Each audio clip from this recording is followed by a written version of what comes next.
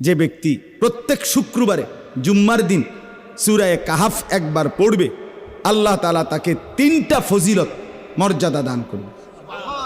নবীজি সাল্লাল্লাহু আলাইহি সাল্লাম বলছেন, 1 নাম্বার, এই সূরা পুরাটা যে পড়বে শুক্রবার দিন, আল্লাহ তাআলা তার জমিন থেকে মানে তার পায়ের নিচ থেকে 7 আসমান পর্যন্ত তার জন্য পুরাটা জায়গা নূর আলোকিত করে দিবে।